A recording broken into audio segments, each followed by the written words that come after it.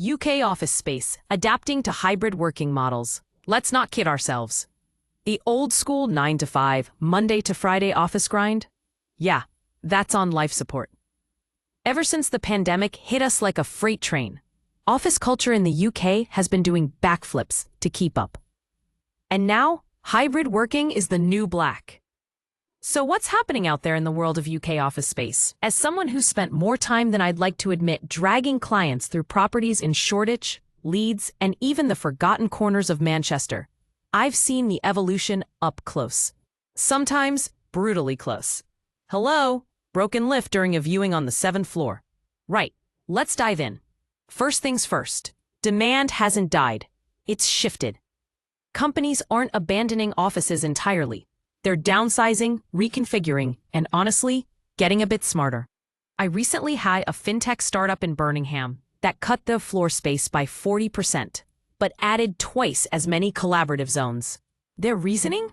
We only need desks for 10, but breakouts for 30. Wild, but it worked. The biggest buzzword right now? Flexibility.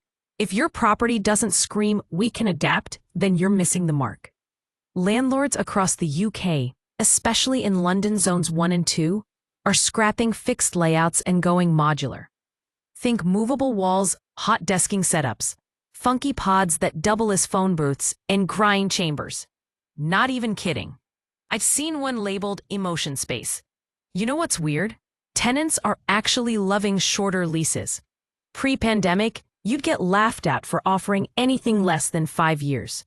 Now, 3-year break clauses are the new sexy. Had a law firm in Bristol tell me flat out, if we can't pivot our space annually, we're out. And guess what? They're paying a premium for that freedom.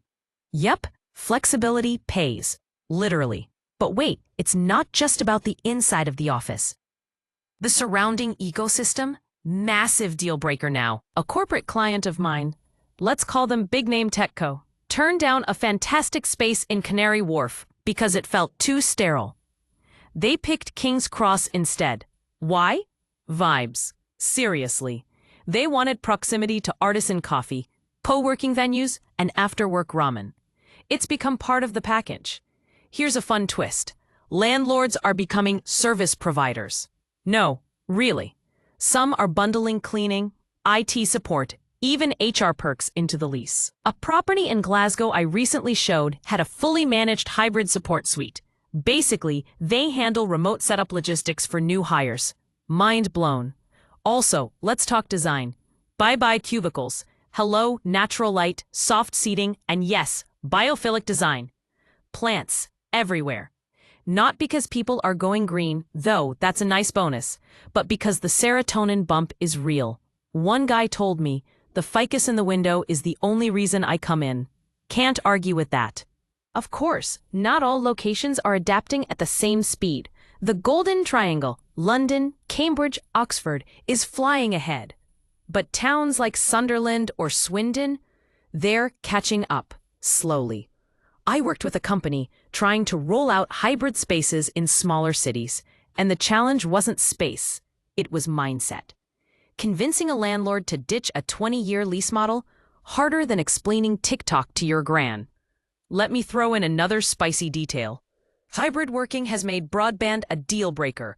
One viewing in Manchester tanked because the tenant found out the building couldn't get fiber. Not 5G, fiber. So now, agents like me carry connectivity stats in our back pockets. One last nugget. Wellness is not a gimmick anymore.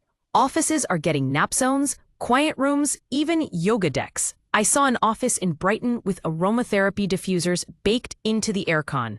Sounds nuts? Maybe, but it's attracting top-tier talent. So who's laughing now? To wrap it, kinda. UK office space isn't vanishing. It's mutating. And honestly, it's exciting. It's messy. Sometimes it's frustrating, especially when clients want to see 12 spaces in one afternoon and bring a dog along. But it's never boring. And if you're navigating this as an agent, landlord, or tenant, remember, adapt or die trying. Well, not literally, but you get the vibe.